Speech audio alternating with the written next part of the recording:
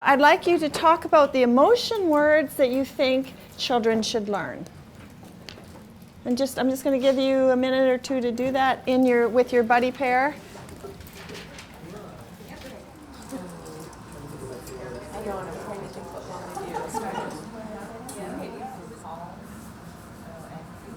Calm, angry, good. Tired. Frustrated. Anxious. Are we going too fast there? You're keeping up very well. All right. Confused. Oh, that's a good word. Frightened. Embarrassed. Frightened. Pardon? Frightened. Frightened. Excellent. Curious. Curious. Oh, I love that one too. Shy.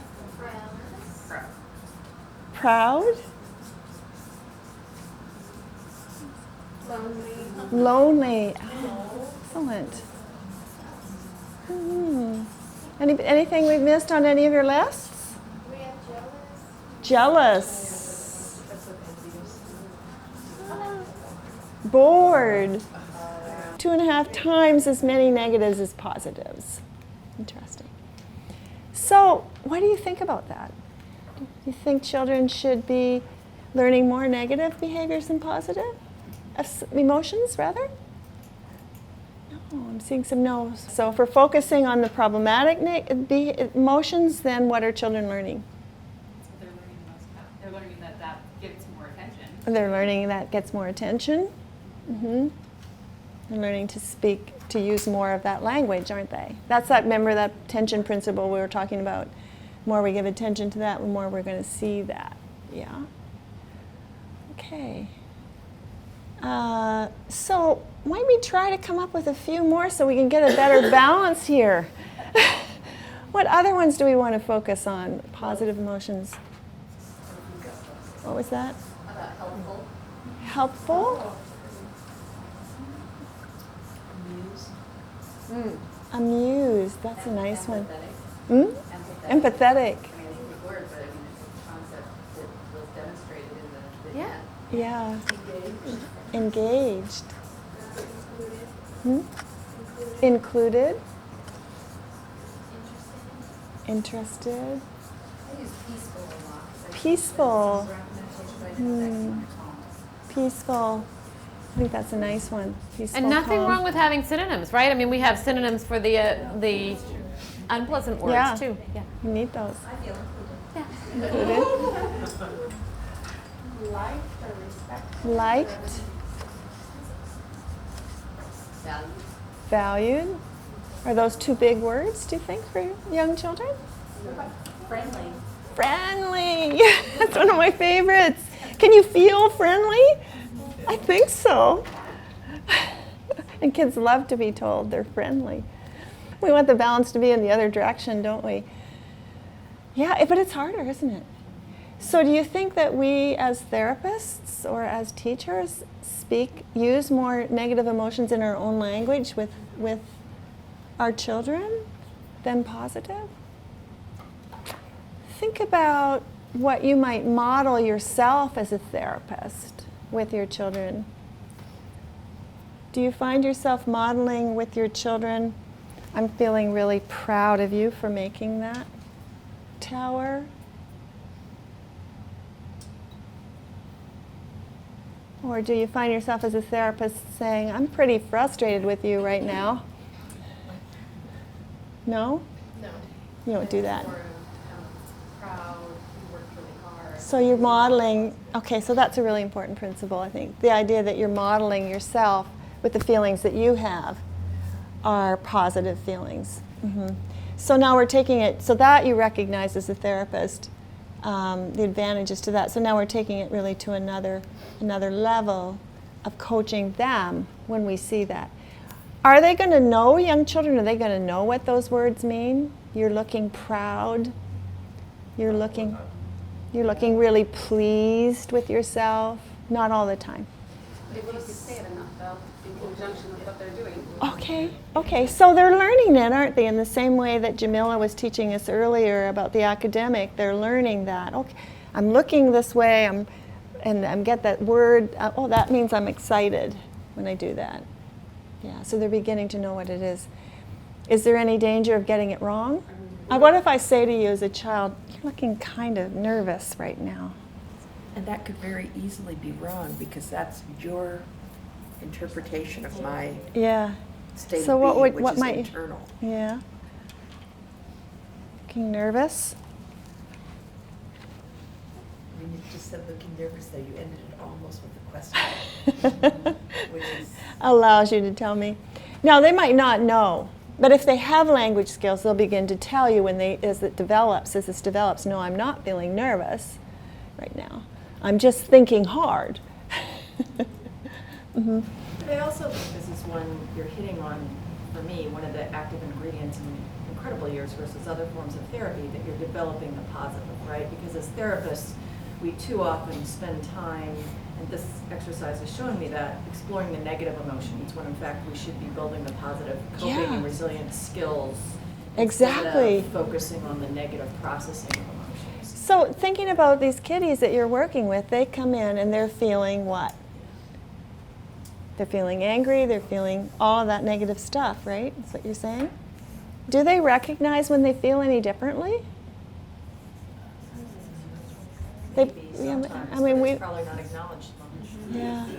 I mean, we know kids are pretty good at telling us they're angry or they're mad, but they perhaps don't know when they have other emotions because they've heard that a lot from people, teachers and parents. What kind of emotion, so those are kind of the feelings, fear, what kind of emotions do you want that child to tune into when he has them, so when you see them? Are you meaning like the flip? The Mhm. like, is Positive anxious, what opposite you want motion. them to have, Mhm. instead of feeling anxious is to feel secure. Feel secure, that's a good one. Mm? Comfortable, we didn't have those words on there. Comfortable, secure, It's kind of an element of almost like bravery. brave. Kind of have the courage to take. Brave is a take your fabulous approach to one. things with their emotions. Brave, courageous. You know, you were really courageous, you did that. Then we're moving into how do we, on these behavior plans for our kids, target the positive opposite emotion. So be frustrated right now. You have to sit there all day and it's really hard. And you're really having a hard time sitting there and it's just frustrating for you. I can see that. What happens? She starts to feel frustrated. She starts to feel even more frustrated.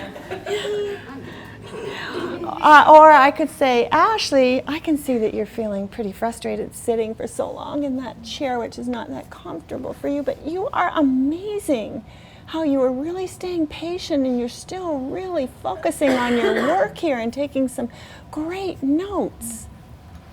What's the difference? So what I was saying, tied into what your concern was, is that you're validating the feeling. So we're not saying We're not- you can't feel Exactly. sad or frustrated or angry. It's not that the quote negative bad emotions, but you're not so focused on them that the kid gets stuck in that and doesn't see an out. So I think the emotion coaching piece, why do we want children to learn emotion language? Around everywhere. Hmm? When it's in the world. It's in the world. What does it help them do when they have a language for emotion? Yeah. Yeah, here? It's also inside of them, not just outside in the world, but also to increase that self-regulation. To increase the self-regulation. All of this is the beginning of learning to be an empathic person, isn't it? But you have to be in tune with your own emotions first and what they are to even identify them or see them in someone else. How many emotions do you think that the average preschooler has in their language? You're pretty close, 2.5. And it's 2 negatives and half a positive. It goes back to that class where use your words. You always tell kids to use your words.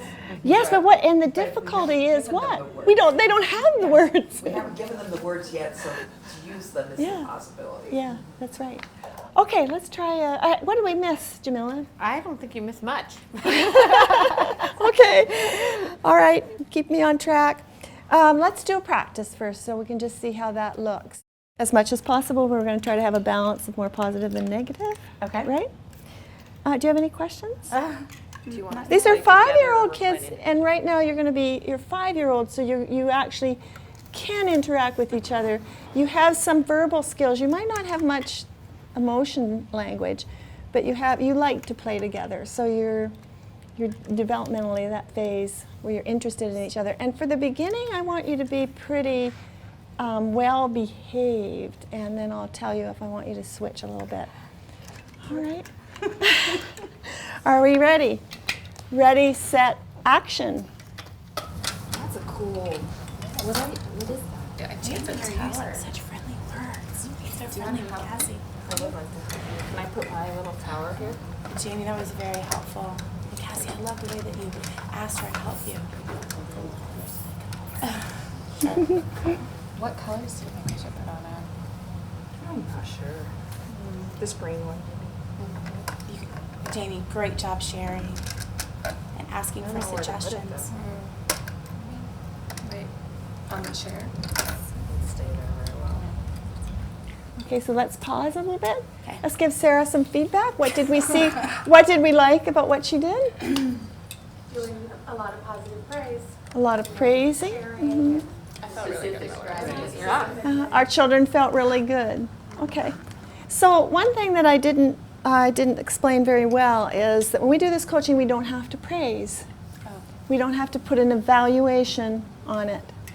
Praise is fabulous. So, Right. but just for the point of the practice piece of knowing the difference between when you're praising and when we're doing this kind of emotion coaching, right? Okay. And it's hard. I can see that It you're is. really, really good at doing social coaching. The emotion coaching is a little more hard. What emotions might you name here that are going on between them? I think you did one. You said friendly. You're really friendly. Was there another one I missed? Helpful. Cooperative, helpful. Those are great. Those are really good ones. Anything else? Probably did more social than that. Yeah, so yeah, you're good, you're natural. And you'll find this too. Some of you will find, oh, I'm better at social coaching than emotion, so I want to really target that as my goal to work more of, or I have harder time with persistence. So when you're doing your own practicing with the children you work with, just be aware of where your strength is and something you might want to expand a little bit more. So thinking about things like, you look like you're enjoying each other. It's so, and then think of your model, what you're modeling. Right. I'm just having so much fun watching you play together. You're good friends. You guys look so happy playing together. Exactly. Let's try that again a little bit more. Okay. This is good. You're doing great. Yeah? Do you want her to stay focused on all the positive ones too? Yeah, If for I now, was stay on the frustrated. positive. So, yeah. You guys look so happy playing together. Really look like you're enjoying this activity. Oh, thank you. Sweet. Being so friendly.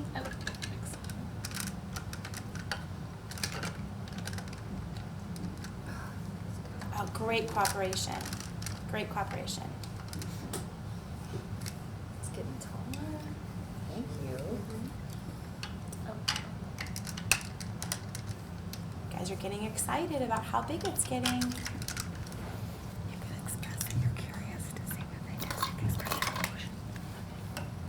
I'm really getting really curious about what you guys are building. I don't know what this is going to be.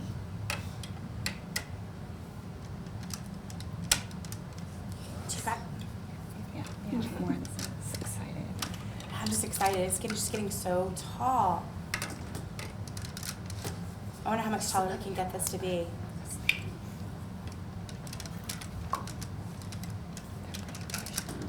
Because you're being very patient. Okay, freeze. Awesome. Yeah, no, what was Sarah doing that was so great? Okay, let's have children speak first. Yeah, well, I think she just kept encouraging us to get taller because I don't think we really knew what we were doing. Okay, let's keep going taller and taller. That's cool. That's fun. Yeah, and how are you feeling? I kept wanting to turn and say thank you. That's what I was gonna say. Are the kids not allowed to interact? They're just like staring at each other. So are you? It's hard for her because it's hard for you to get that feedback. If you're not getting that feedback from them, it's hard for you to kind of. Yeah, I think we weren't probably being normal to, because I think we would have interacted a little bit more. Like, So it's do tough you- when you're not getting that. You're saying all Yeah. these things and they're good things, but then they're just kind of like. So Peter, although it had an impact. so Peter, are you saying that when you give this kind of emotion coaching that you expect to get a reaction from them? Not all the time, but you Yeah. probably expect some sort of interaction. Yeah. If I'm interacting with a kid, at some point I expect them to interact with me Yeah. back, usually. So it can be a little frustrating. It can turn off the effort too, can't it? And what about these kids? How likely are these kids that we work with going to do that? Probably not.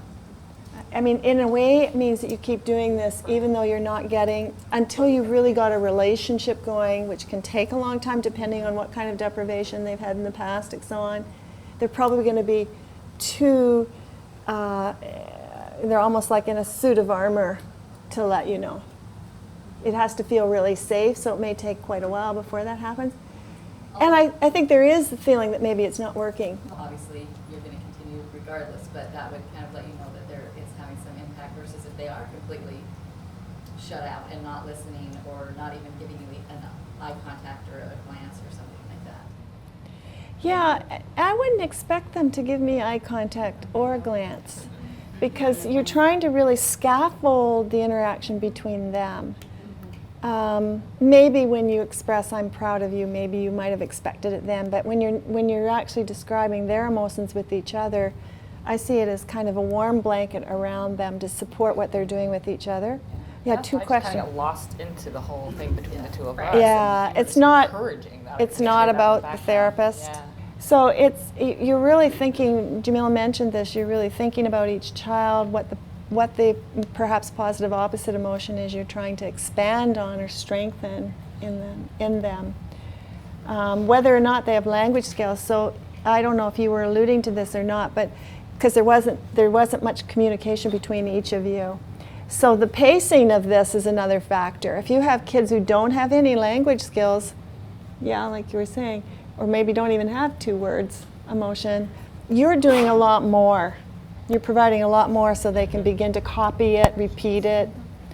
Whereas if you've got kids with a higher level, when they're saying things, then maybe you're spinning off of what they're saying. Well, that was a really friendly thing to say to Cassie.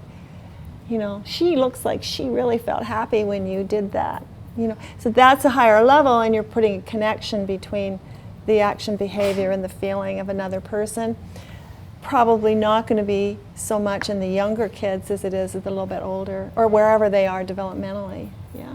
They also pick up on that positive energy too. So the person's continually being positive and happy and all that kind of stuff, they're going to associate those words with that's positive. And so I want to keep doing this. If they only have 2.5 words, they're going to know that that is a positive word because I had a smile from my teacher and she was happy and she was encouraging me to continue on. So She had that nice tone in her words. Yeah. A smile on her face. Academic and social, it's a lot easier than if you're looking just at emotion the whole time. You're right about that, but I think in terms of overlearning, I think it's a good to practice. Right now I'm going to practice this one because I know I don't do it much, and then eventually it'll be a nice interplay, but in terms of bringing new vocabulary in, think about trying to learn a new language. You know, if I were trying to learn French or something, you know, how many times you have to hear that over and over before you get it. Oh, I have to practice it. What we're trying to get at is you're going to be, in a sense, tailoring this to where each child is developmentally, what their problems are. What you do will be different with a child who internalizes versus a child who externalizes in terms of what, I always think positive opposite feeling, just as I do with positive opposite other behaviors too. Yeah? All right, that's great. Thank you so much.